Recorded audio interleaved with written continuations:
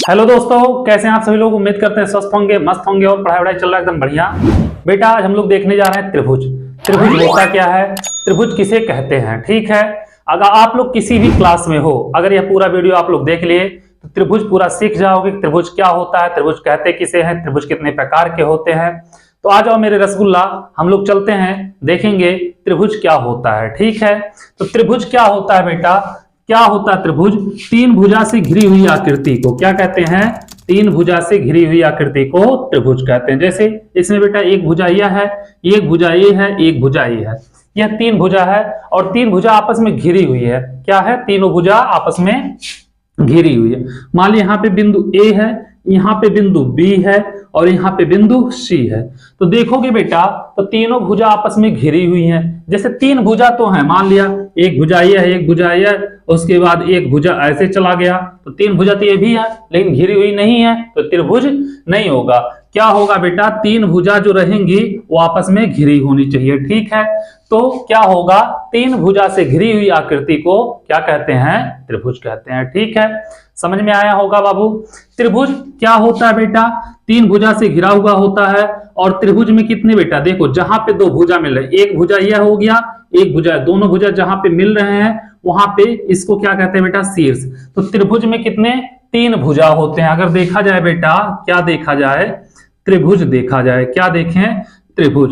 तो इसमें बेटा कितने, तीन शीर्ष होते हैं। क्या होते हैं, तीन शीर्ष होते हैं बेटा, और तीन क्या होते हैं, इसमें भुजा होते हैं।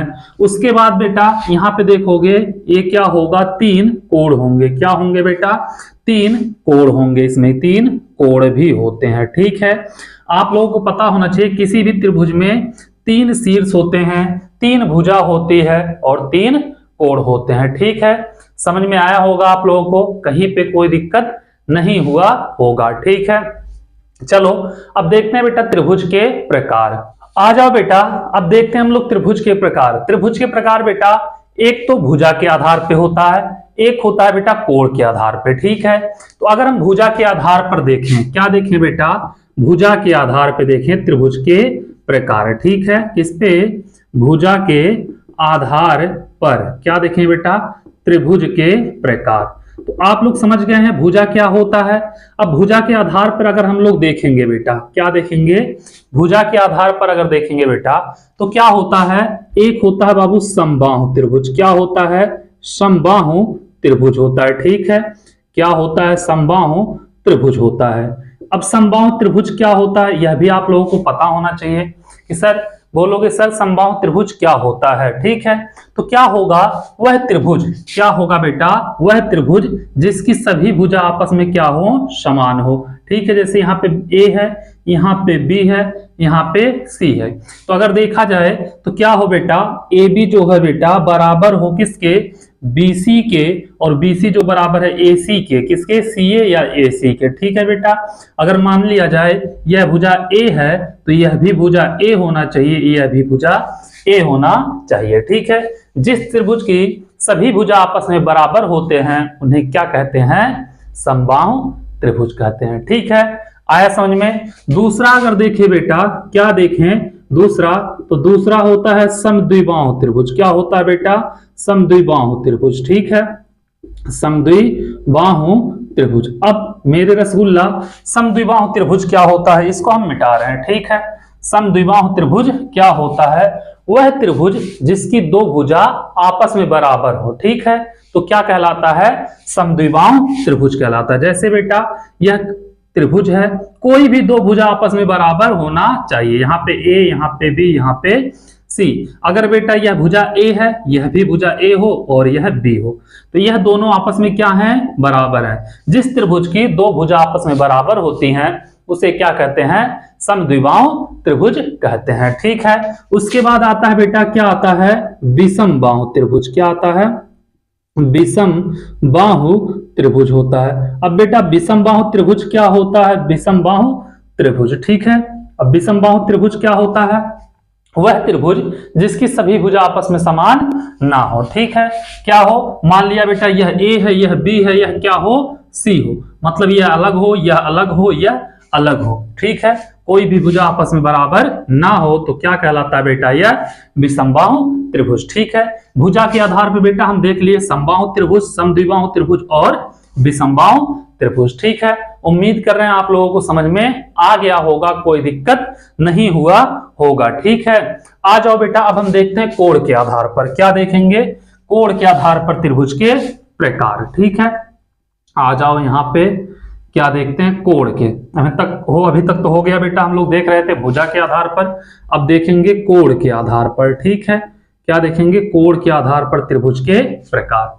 ठीक है, तो बेटा अगर कोण के आधार पर देखोगे तो एक तो होगा समकोण त्रिभुज, एक होगा न्यून कोण त्रिभुज, एक होगा बेटा अधिक कोण त्रिभुज। क्या होगा, समकोण, न्यून कोण और अधिक कोण त्रिभुज। क्या होगा बेटा, एक तो हो जाएगा समकोण त्रिभुज। ठीक है, एक होगा समकोण त्रिभुज, एक होगा बेटा न्यून कोण त्रिभुज, न्यून कोण त्रिभुज हो जाएगा। ठीक है, और एक होगा बेटा अधिक कोण त्रिभुज। क्या होगा, अधिक कोण त्रिभुज होगा। ठीक है, अधिक कोण त्रिभुज, समकोण, न्यून कोण और अधिक कोण। समकोण त्रिभुज क्या होता है बेटा, वह त्रिभुज जिसका एक कोण क्या हो बेटा, 90 अंश का हो। जैसे बाबू यह एक त्रिभुज है, इसका एक कोण यह क्या है बेटा, 90 अंश का है, तो ये क्या कहलाएगा, समकोण त्रिभुज। ठीक है, वह त्रिभुज जिसका एक कोण 90 अंश हो और शेष दो कोणों बेटे क्या होंगे बेटा, वो तो न्यून कोण हो जाएंगे। ठीक है, तो यह त्रिभुज क्या कहलाएगा, समकोण त्रिभुज। जिस त्रिभुज की एक कोण 90 अंश का होता है वह त्रिभुज समकोण त्रिभुज कहलाता है। ठीक है, उसके बाद दूसरा क्या है बेटा, न्यून कोण त्रिभुज। न्यून कोण त्रिभुज अगर देखें हम लोग बाबू, इसको हम मिटा दे रहे हैं। न्यून कोण त्रिभुज अगर हम लोग देखेंगे, वह त्रिभुज जिसका प्रत्येक कोण 90 अंश से क्या हो बेटा, कम हो। यह देखो ऐसे त्रिभुज आ गया तो यह क्या कहलाएगा बेटा, न्यून कोण त्रिभुज। इसका प्रत्येक कोण जो होगा यह 90 अंश से क्या होगा, कम होगा। ठीक है, उम्मीद कर रहे हैं न्यून कोण त्रिभुज भी आप लोग समझ गए होंगे। ठीक है, उसके बाद आता है बेटा अधिक कोण त्रिभुज। अधिक कोण त्रिभुज क्या होता है, वह त्रिभुज जिसका एक कोण क्या हो बेटा, 90 अंश से अधिक हो। जैसे यह एक त्रिभुज है बेटा, तो अगर देखा जाएगा, इसको यहां से हम मिला दें, ए बी और क्या सी, तो बी वाला कोणवा जो देखेंगे बेटा यह 90 अंश से अधिक होगा, 90 प्लस होगा। ठीक है, तो ऐसे त्रिभुज कहीं पे आपको दिख जाते हैं जिसका एक कोण 90 अंश से अधिक होता है, अधिक कोण त्रिभुज कहलाते हैं। जिसका एक कोण 90 अंश होता है, समकोण त्रिभुज कहलाते हैं। जिसका तीनों कोण 90 से कम होता है, न्यून कोण त्रिभुज कहलाते हैं।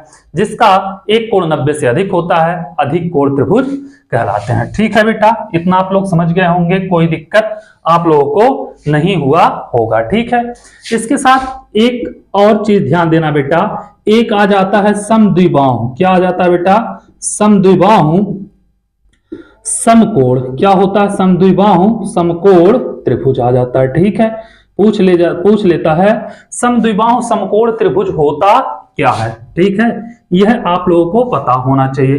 तो समद्विबाहु समकोण त्रिभुज क्या होता है, वह त्रिभुज, समद्विबाहु मतलब त्रिभुज क्या हो, समद्विबाहु मतलब जिस त्रिभुज की दो भुजा आपस में बराबर हो। ठीक है, समद्विबाहु। उसके बाद समकोण त्रिभुज कह रहा, मतलब जिस त्रिभुज का एक कोण समकोण हो। ठीक है, तो जैसे इस प्रकार बेटा एक त्रिभुज दिया हो, मान लिया यहाँ पे 90 अंश दिया है बेटा, और यह ए दिया है, यह बी दिया है, सी दिया है। बाबू यह ए बी जो है यह बी सी के बराबर हो, मतलब जिस त्रिभुज की दो भुजा आपस में बराबर हो, एक कोण समकोण हो, वो क्या कहलाता है, समकोण त्रिभुज कहलाता है। ठीक है, इतना समझ में आया, कोई दिक्कत नहीं है। ठीक है, कर लोगे आप लोग। अब बाबू एक चीज और आप लोग नोट करके लिख लेना। क्या लिखना, नोट, ऐसे लिखना, नोट करके साइड में ऐसे लिख लेना। ठीक है, भूलना मत बेटा। जिस किसी भी त्रिभुज की दो भुजा के योग तीसरी भुजा से अधिक होगा तो भी बेटा क्या होगा, त्रिभुज बनेगा। ठीक है, जैसे तीन भुजा का माप दिया हो, पूछ ले त्रिभुज बनेगा कि नहीं बनेगा, जब क्या होगा बेटा, किसी भी त्रिभुज के दो भुजा का योग तीसरी भुजा से अधिक होगा। ठीक है, जैसे क्या आप लोगों को एक दे दे 5, एक दे दे 7, एक दे दे 9, पूछ ले बेटा कि क्या यह तीनों मिलके, तीनों भुजा मिलके त्रिभुज बनाएंगे, तो हम जोड़ेंगे बेटा 7 5 12 9 से अधिक है, या बेटा 9 7 16 भी 5 से अधिक है। ठीक है, या 9 5 14 भी 7 से अधिक है। तो दो भुजा का योग तीसरी भुजा से अधिक होना चाहिए। जैसे यहाँ पे दे दे बेटा 2, यहाँ पे दे दे 7 और यहाँ पे दे दे बेटा कितना 11। अब पूछ ले कि क्या यह तीनों भुजा मिलके त्रिभुज बना सकते हैं? तो 7 और 2 जोड़े 2 और 7 जोड़ेंगे 9 होगा, जो कि बेटा यहाँ पर 11 तीसरी भुजा से अधिक नहीं है, क्या होगा? त्रिभुज नहीं बना सकते हैं। ठीक है, जिस त्रिभुज के दो भुजा का योग तीसरी भुजा से अधिक होता है वह एक त्रिभुज का निर्माण करते हैं।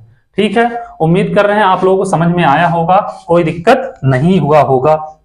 तो इसको हम मिटा दे रहे हैं। ठीक है, क्या कर रहे हैं? इसको हम मिटा रहे हैं। आ जाओ बेटा आगे। अब हम थोड़ा सा और कुछ देखते हैं बेटा। क्या होता है त्रिभुज? मान लिया यह त्रिभुज है। क्या है? यह एक त्रिभुज है। ठीक है, इसका एक शीर्ष A है, एक शीर्ष B है, एक शीर्ष C है बेटा, और इसकी भुजा अगर देखा जाए तो A, यह है B, यह है C। ठीक है, किसी भी त्रिभुज में 3 भुजा होते हैं। तो बाबू अगर हम देखें क्या परिमाप, त्रिभुज का परिमाप, परिमाप क्या होता है बेटा? उसकी सभी भुजा को जोड़ लिया जाए। ठीक है, किसी भी चीज का परिमाप पूछे तो उसके सभी भुजा को आपस में जोड़ लो। तो परिमाप अगर पूछे बेटा, क्या पूछे? परिमिति भी कहते हैं बेटा। त्रिभुज का परिमाप अगर बोले, क्या बोले? परिमाप। तो त्रिभुज का परिमाप क्या होता है बेटा? उसके सभी भुजा को जोड़ लिया जाए, भुजा का योग। ठीक है बेटा, परिमाप क्या होगा बेटा? सभी भुजा का योग हो जाएगा। ठीक है, सभी भुजा का योग होगा। ठीक है, अगर देखा जाएगा तो A + B + C, इसके 3 भुजा हैं बेटा। कौन कौन सा है? A है, B है और C है। तो परिमाप देखा जाएगा, क्या होगा बेटा? त्रिभुज का परिमाप क्या होता है? उसके सभी भुजा का योग। मतलब क्या होगा बेटा? एक भुजा A है, दूसरा B है, तीसरा C है। तो तीनों को क्या करेंगे हम लोग? जोड़ लेंगे। ठीक है, इसके बाद बाबू कभी कभी अर्ध परिमाप पूछ लेता है। क्या पूछ लेता है बेटा? अर्ध परिमाप। अर्ध परिमाप आप लोग बहुत जरूरी है, क्योंकि बेटा हेरोन का सूत्र अगर निकालोगे तब भी उसमें भी अर्ध परिमाप आता है। तो अर्ध परिमाप क्या होता है बेटा? परिमाप का आधा। क्या होता है? परिमाप का आधा। तो मतलब क्या होगा बेटा? अगर देखा जाए परिमाप बटे 2 हो जाएगा अर्ध परिमाप। A + B + C और बटे 2, ये हो जाता है बेटा अर्ध परिमाप हो जाता है। ठीक है, इतना आप लोग समझ गए, कोई दिक्कत नहीं हुआ।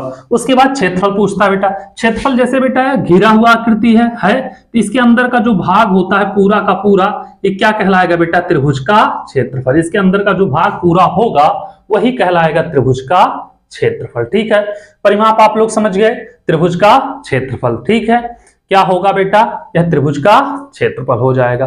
ठीक है, अंदर का जो भाग होता है वही त्रिभुज का क्या कहलाता है? क्षेत्रफल कहलाता है। तो आ जाओ हम लोग त्रिभुज का क्षेत्रफल भी देखते हैं। ठीक है बेटा, त्रिभुज का क्षेत्रफल। ठीक है, त्रिभुज का क्षेत्रफल क्या होता है बेटा? एक तो फार्मूला होता है त्रिभुज का क्षेत्रफल 1/2 आधार गुणे ऊंचाई। क्या होता है बेटा? 1/2 गुणे आधार गुणे ऊंचाई। तो कहोगे सर ऐसे त्रिभुज दे दिया जाए, जैसे यहाँ पे ऐसे त्रिभुज दे दे, तो इसमें तो आपको आधार और ऊंचाई तो पता है।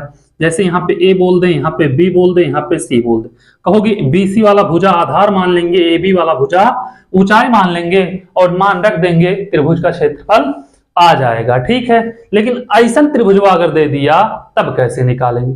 तो हर एक का फार्मूला बेटा अलग अलग होता है। ठीक है, एक फार्मूला होता है 1/2 आधार गुणे ऊंचाई, और एक होता है बेटा 1/2 AB sin थीटा। क्या होता है? AB sin theta.